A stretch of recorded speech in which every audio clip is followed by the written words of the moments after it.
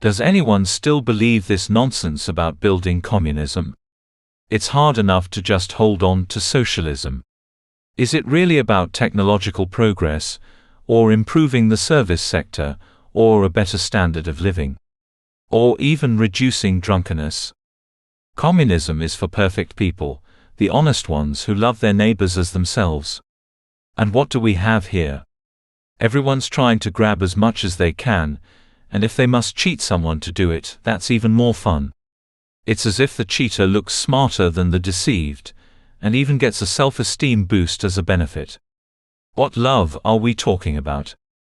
To build communism, people's honesty must be absolute and universal, and there must be no liars or fraudsters anywhere, either on this side of the Berlin Wall or on the other or across the ocean.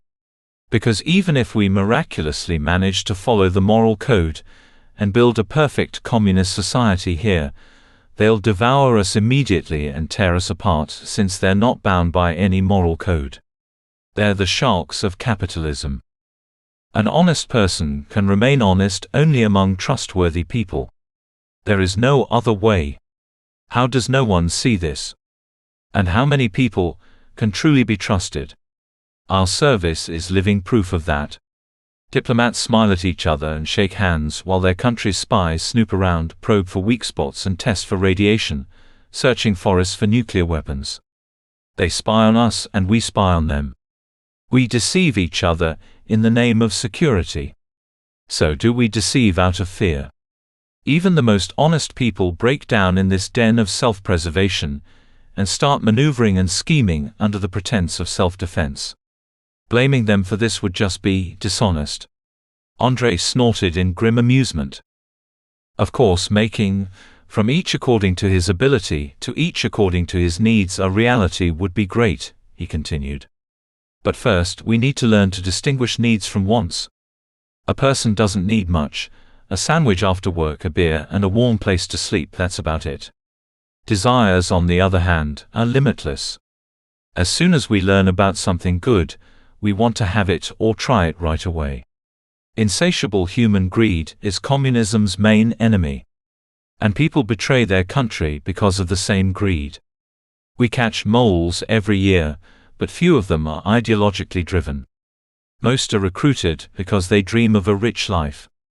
They dig and dig under the system, flawed as it may be, but built with the sweat and blood of honest people. They sell the country off piece by piece, pocketing the rewards. In the end, you can't trust anyone. So this new guy, what is he up to? Look at how he twists his mouth. Criticizing the system, huh? I'm sure you've licked more than a few backsides to climb your way to power and wealth, haven't you, Mikhail Sergeyevich? The question is, why did you need this? Why couldn't you just stay in your Stavropol? Was leading the country some kind of life's calling for you? Or do you think you're better at governing than the ones before you?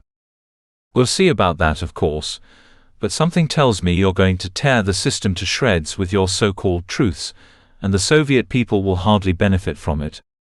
You twist your mouth because you know perfectly well that the bright future and universal happiness, the declared goals of communism, are unattainable. From the very start they were a dream, an illusion, and only gullible common folk still take those words literally. That's who you're preaching to, because you're a nobody without them.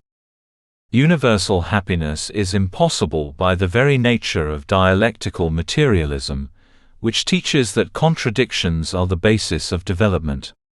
And if happiness is universal, then there should not be contradictions, or what? The young man reached out and picked up a book from the floor, its bookmark showing he'd almost finished it. He glanced at the title, Sigmund Freud Selected Works. Marx and Engels wrote the Communist Manifesto before Freud was even born, he thought. So, the first ideologists of communism couldn't possibly have accounted for the psychology of the unconscious. In turn, all three Russian revolutions happened practically in parallel with Freud's discoveries, which the revolutionaries didn't consider back then, so it seems. They fought for universal equality, but somehow turned a blind eye to the fact that universal equality requires universal honesty. And for everyone to be honest, you'd need the superego, that is, conscience, to completely and irrevocably triumph in every individual. Then, what happens to the frightened and rule-breaking id, may I ask? Even if there's just one liar who refuses to play by the rules, he'll inevitably exploit the honesty of others and profit at their expense like a virus. An insurmountable contradiction. If only Freud had lived 50 years earlier. He could have been Marx's contemporary. Maybe they'd have met in London, and agreed that abolishing private property was impossible without mass lobotomies. Marina Vantara. Mission Homo Liberatus, The Beginning.